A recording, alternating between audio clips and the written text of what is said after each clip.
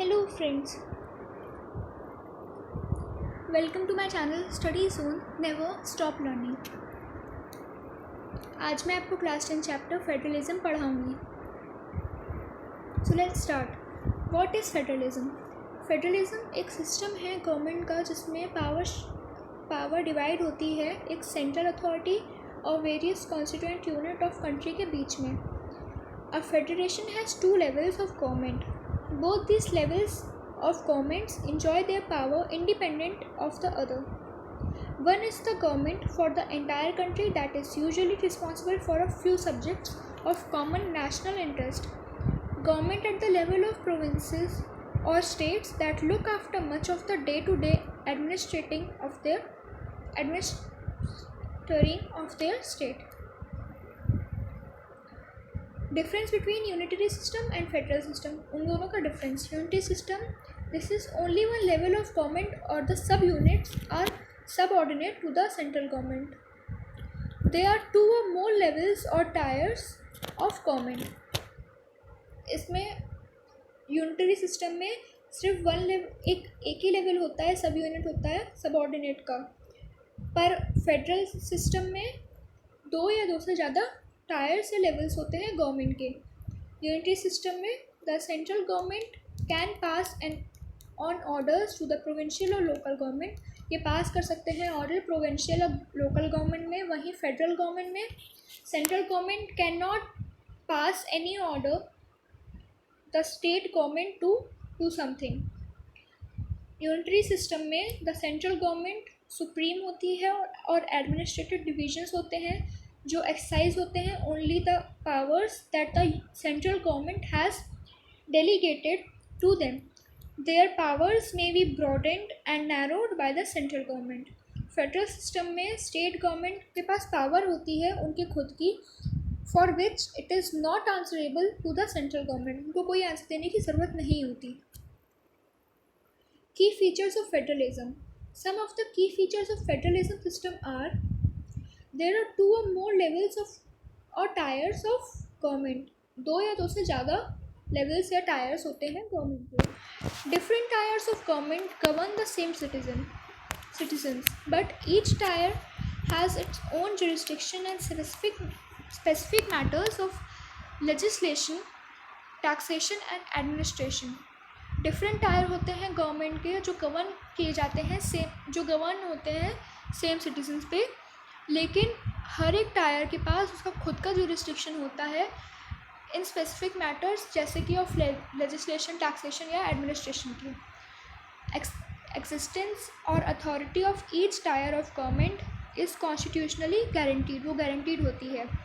The fundamental provisions of the constitutional can not be unilaterally changed by one level of government. Such changes require the consent of both the levels of government. Courts have the power to interpret the constitution and the powers of different levels of government. Sources of revenue, जो source होती है revenue की हर एक level की government में, वो clearly specified होती है इंश्योर करने के लिए उसकी फाइनेंशियल ऑटोनॉमी को। The federal system has dual objectives. दो ऑब्जेक्टिव होते हैं उसके। पहला होता है सेफ गार्ड और प्रमोट करना यूनिटी ऑफ कंट्री। दूसरा होता है अकोमोडेट करना रीजनल डाइवर्सिटी को। Different routes through which federation can be form.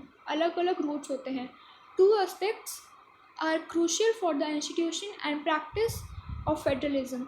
Mutual trust between the government of different levels and agreement to live together.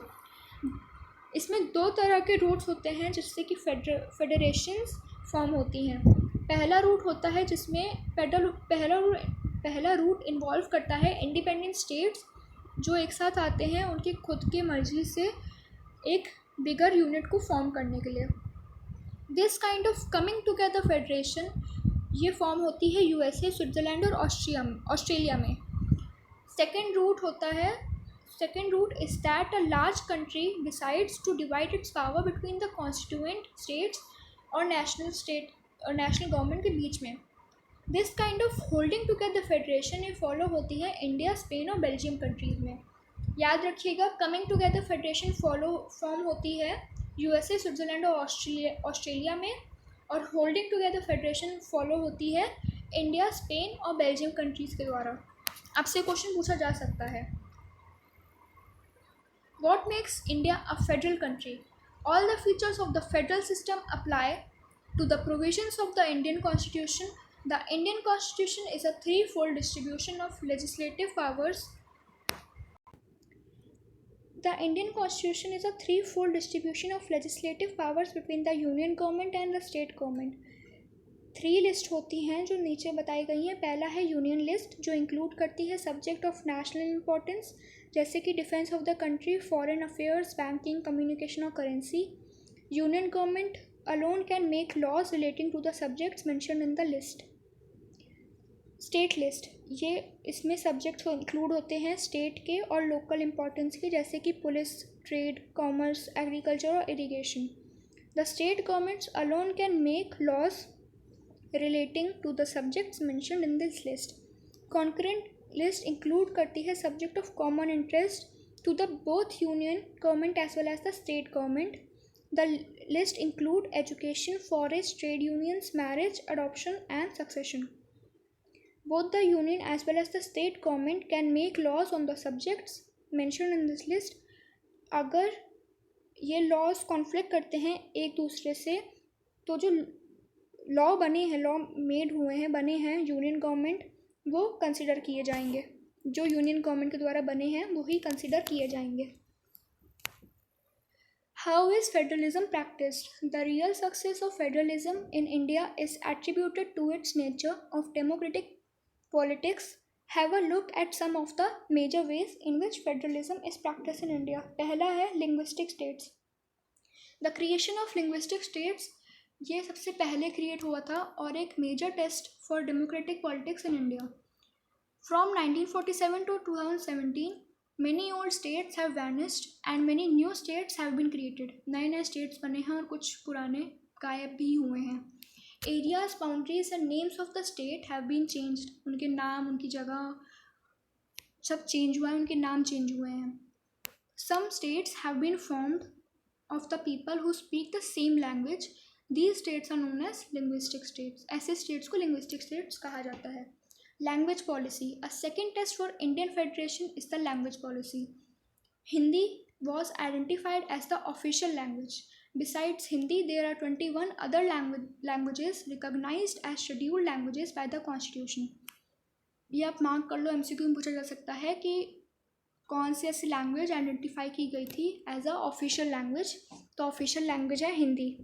Hindi के अलावा 21 अदर लैंग्वेजेस थी जो रिकॉग्नाइज की गई थी, शेड्यूल की गई थी, scheduled language by the constitutional. States to have their own official languages and government work take place in the official language of the concern state. Center state relations. Restricting the center state relations in one more way in which federalism has been strengthened in practice.